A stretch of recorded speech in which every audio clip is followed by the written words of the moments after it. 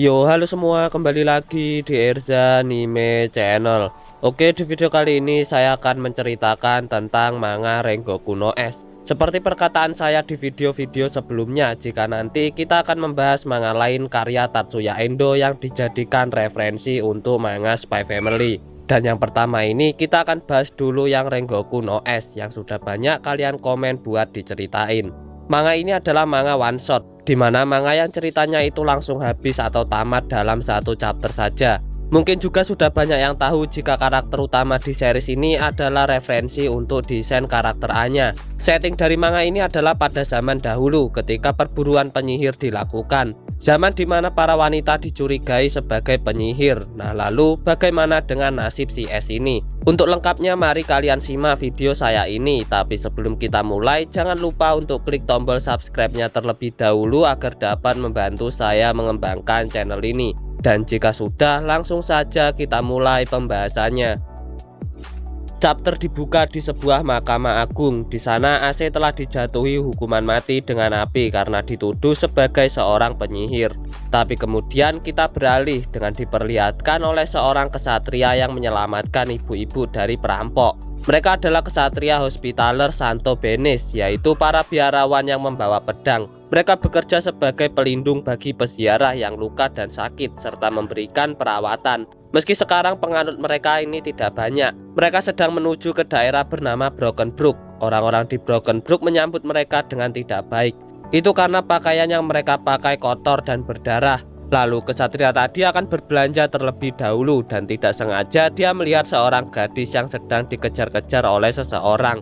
Orang tersebut pun kemudian menyerang si gadis tersebut dengan api dan kesatria tadi segera memotong apinya. Tapi justru dia juga ikut terbakar. Kesatria tadi lalu mengancam pada orang-orang itu dan menyuruh mereka untuk pergi. Kesatria itu pun melihat si gadis tadi yang tidak mengedipkan mata sekalipun padahal rambutnya terpotong dan terbakar. Lalu gadis tadi pun akan pergi dan si kesatria sadar diri jika gadis sepertinya akan segera pergi meninggalkannya karena pakaiannya yang kotor dan bau. Si kesatria pun meminta maaf karena sudah memotong rambutnya dan akan pergi. Tapi si gadis tadi pun menahannya untuk pergi karena tangannya terkena luka bakar. Si kesatria itu pun dibawa ke sebuah klinik dan ada seorang pria yang menyambut AC yang baru pulang.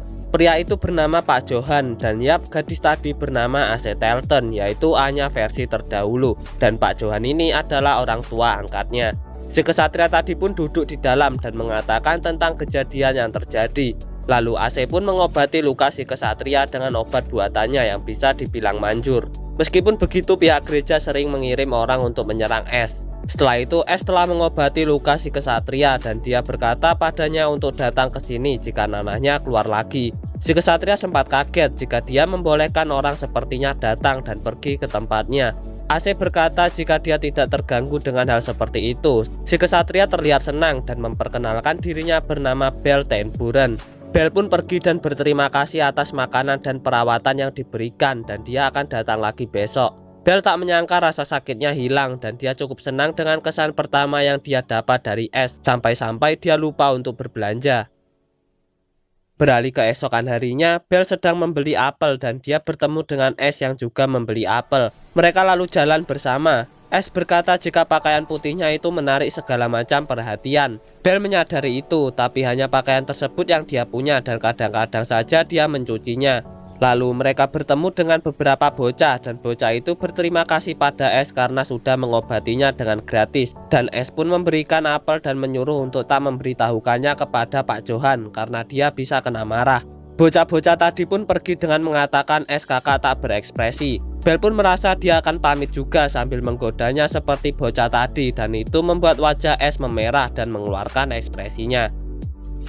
Selanjutnya AC mencari bahan untuk obatnya dan Bell ikut dengannya. Mereka lalu berbicara tentang suatu festival yang bernama Ratu Mei, di mana di hari festival seorang gadis akan dipilih untuk memakai mahkota yang terbuat dari bunga. S tahu hal itu karena beberapa waktu yang lalu dia pernah melihat di desa asalnya. Namun S terlihat sendu mengingat hal itu. Lalu Bell menaruh bunga di atas kepala S dan berkata jika Ratu S imut dan dia berharap bisa melihat festival tersebut. Tapi AC berkata Broken Brook tidak mengadakannya. Lalu seorang kesatria lain sedang mencari Bell dan menyuruhnya untuk membantu gereja karena mereka ditugaskan untuk menjadi pengawas. Seperti yang dikatakan oleh S, Broken Brook tidak mengadakan festival seperti yang dikatakan Bell, melainkan sebuah festival yang sangat gila yang dikenal sebagai perburuan penyihir, di mana orang-orang tak bersalah dituduh sebagai anak buah iblis dan gereja pun yang akan mengeksekusinya dengan membakarnya hidup-hidup. Tapi sebenarnya hal itu hanya sebagai kesempatan untuk sang uskup untuk terus memimpin dan merampas serta mengambil harta para korban. Bahkan dia sekarang meminta untuk lebih menggunakan cara yang agresif dan efisien. Beralih keesokan paginya, Bell datang ke klinik dan AC mengobati lukanya lagi karena Bell merasakan rasa sakit lukanya itu ketika dia melihat kebakaran semalam. Bell menceritakan tentang dirinya yang seorang yatim dan dibesarkan oleh biara. Keahliannya hanya mengayunkan pedang, bahkan dia tidak bisa membedakan mana yang baik dan jahat. AC yang mendengarkan cerita Bell tersebut sedikit tersentuh dan berkata lukanya ini tidak begitu parah, namun rasa sakit yang telah dialami itu tidak bisa diobati. Terlihat seperti Bunda Suci di mata Bell. Kemudian Bell berkata jika para peziarah akan meninggalkan kota ini besok dan bertanya apa dia boleh menemuimu lagi. Dengan malu-malu berkata jika dia sudah berulang kali mengatakannya jika dia tidak masalah dengan hal itu. Tapi tiba-tiba para prajurit gereja mendatangi klinik dan akan diadakan festival lagi malam ini dengan menangkap dan akan dieksekusi. Orang-orang kemudian berkata jika mereka telah mencurigainya dan membicarakan Bell tak mengerti padahal telah menolong mereka. Klinik mereka itu telah menguji obat mencurigakan dan mereka punya banyak saksi di sini. Jadinya mereka juga pun akan mengeksekusi Pak Johan juga. Bell tetap tak percaya jika ini semua hanyalah lelucon. Tidak mungkin AC akan melakukan pembunuhan, tapi kemudian Bell ditahan oleh prajurit gereja dan si uskup akan memulai pengadilannya. AC yang melihat mereka semua kemudian marah dan menyuruh mereka untuk berhenti, dan terlihat wajah AC yang menjadi memar serta keluar aura yang mengerikan. Sebuah iblis keluar dari dalam AC dan sang uskup pun langsung menjatuhi hukuman pada AC untuk mati dibakar api. Kemudian 3 tahun telah berlalu setelah kejadian itu. Bell menjadi putus asa dan dinyatakan sebagai pemberontak yang diasingkan. Pengadilan berakhir dengan panik gila-gilaan pada waktu itu, serta Pak Johan yang dieksekusi setelah beberapa hari. Broken Brook terserang wabah yang membuat penduduknya mati satu persatu karena tidak adanya dokter. Kerakusan dari sang uskup meningkat dalam kekacauan dan perburuan penyihir terus dilakukan tanpa pandang bulu. Bell memang tidak terlalu mempedulikan hal itu. Dia hanya seolah-olah untuk mengejar abunya dan menjalani kehidupannya tanpa tujuan. Kemanapun dia pergi, dia melihat perburuan penyihir dan pengadilan orang yang terbakar. Mereka mengingatkannya pada Bell tetap tidak menerima jika terbunuh dan apa yang sebenarnya terjadi pada waktu itu.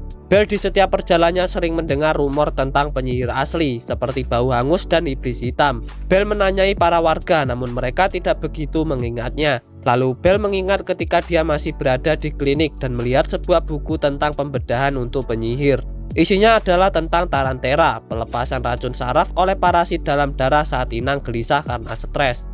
Buku tersebut menjelaskan kebanyakan kontraktornya adalah wanita dan itu tidak ada obatnya. Lalu melihat Bell yang membaca buku itu dan dia terlihat terkejut. Lalu mengambil bukunya dan Bell meminta maaf karena sudah membacanya tanpa izin dan mencurigai apakah dia penyihir asli.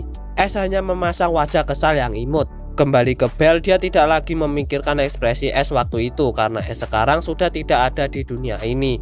Lalu tiba-tiba ada arakan untuk festival lagi, di mana sekarang tawanannya adalah si uskup sendiri. Bell yang melihat itu hendak menyerang si uskup karena telah membuat mati. Tapi Bell segera dihentikan oleh prajurit gereja dan ditahan. Kemudian si uskup akan dieksekusi oleh sang paus karena dianggap sudah sewenang-wenang dengan perburuan penyihirnya yang ilegal dan dia juga telah menyimpang dari ajaran gereja. Si uskup dan pengikutnya memohon agar dikasihani, namun sang paus akan menghukum mereka semua dengan api suci. Si uskup pun dibakar dan meminta tolong pada kesatria yang ada di sana untuk menyelamatkannya. Bell yang ada di sana berkata jika dia tidak bisa melindungi apapun sambil menunjukkan ekspresi senang melihat itu. Lalu tiba-tiba muncul seseorang yang menyuruhnya untuk berhenti dan dia adalah yang ternyata masih hidup. Kita pun kembali ke masa yang sekarang, di mana itu tadi hanyalah gambaran masa depan yang menanti. Jika yang dianggap sebagai penyihir mati, maka takdir yang menantinya juga adalah kematian. Kita pun akhirnya diberitahu jika ini memiliki semacam kutukan atau bisa dibilang penyakit, yaitu tarantera, parasit yang hidup di dalam dan memakan tubuhnya, sama seperti yang tertulis di buku yang Bell baca tadi. Akibat hal tersebut memungkinkan untuk orang di sekitar es akan melihat ilusi, karena ketika inangnya mengalami rangsangan yang kuat, parasit akan bertindak bertentangan sebagai pelindung, terutama dengan menyebar ilusi ke orang sekitar. Baik ketakutan, keputusasaan, dan kematian, siapapun yang berani menyakiti inangnya maka akan segera menyesal. Es telah melihat hal ini berkali-kali dan itu tidak apa-apa baginya. Agar bisa tetap hidup, dia akan terus memainkan peran penyihir yang menakutkan. Sementara itu, Bel terlihat sangat senang mengetahui jika es masih hidup dan dia pun mendorong prajurit yang menahannya untuk pergi menuju es. Tapi justru prajurit tersebut terdorong ke arah pengerek dan mengakibatkan kurungan es akan terjatuh terbakar api. Bel merasakan jika ilusi tadi itu seperti kenyataan karena dia merasakan luka bakarnya yang terasa sakit. Oleh karena itu, kali ini dia akan benar-benar menyelamatkan es. Bel pun berhasil menyelamatkan es sambil tubuhnya terbakar dan Bel berkata bersyukur es masih hidup. Es sendiri tak mengerti orang seperti dia ada dan kemudian es pingsan. Es lalu terbangun di klinik dan dia menyadari Bel tidak ada di sana. Es tak mengerti apakah itu ilusi masa depan yang asli atau bukan. Es pun merasa kota ini tidak membutuhkannya lagi dan dia pun akan pergi. Namun siapa sangka jika ternyata Bel telah menunggunya di luar klinik dan menawarkan dirinya yang seorang kesatria untuk mendampingi berpergiannya. Es lalu berkata, bodoh, apa kau lupa dengan masa depan yang menantimu jika terus bersamaku? Tapi Bel berkata dia tidak peduli dengan ilusi tak berguna di mana es akan mati. Es mengatakan jika dia adalah penyihir, namun Bel berkata dia tahu itu. Namun es tidak pernah menyerah untuk bisa berada di sekitar orang-orang. Hal itulah juga yang membuatnya sedang mencari obat dan Bel akan membantunya. Meski dia bodoh dan hanya bisa mengandalkan ototnya, dia akan menemani es mencari obat dan dia akan melindungi es dari segala sesuatu. Emosi es pun jadi tak terkendali dan mengakibatkan kutukannya muncul. Tapi ternyata ilusi yang muncul adalah sesuatu yang indah. Bel lalu mengingat jika bahagia juga semacam stres. Namun es berkata siapa yang sedang bahagia. Bel menanggapi jika sihir seperti ini mungkin penyihir tidak seburuk itu. Es menanggapinya iya dengan sangat senang. Mereka berdua pun kemudian akan pergi untuk mencari obat untuk es dan cerita dari manga Rengoku no Es pun tamat. Seperti itulah cerita dari manga Rengoku no Es. Cerita yang cukup bagus karena kita bisa melihat Anya versi remaja yang tsundere. Dari ceritanya tadi yang dijadikan referensi untuk Spy Family adalah tentang perburuan penyihirnya, dimana jika dicerita Spy Family adalah perburuan mata-mata. Apalagi seperti yang dilakukan pada para wanita yang belum menikah seperti Yor dulu, mereka bisa dianggap sebagai mata-mata. Selain itu, di Rengoku no Es ini ada unsur kekuatannya juga, seperti es yang mampu memberikan ilusi atau gambaran tentang masa depan, meski itu berasal dari penyakit atau kutukannya. Dan di Spy Family ini ada Anya dan Bon yang memiliki kemampuan untuk membaca pikiran atau sebagai esper, dan Bon yang bisa melihat masa depan secara sekilas dari hasil percobaan penelitian suatu organisasi rahasia. Oke, mungkin itu saja untuk video kali ini. Terima kasih sudah menonton sampai habis. Subscribe jika suka pembahasan dari saya, like jika suka videonya, share juga ke komunitas kalian, dan sampai bertemu di video saya selanjutnya.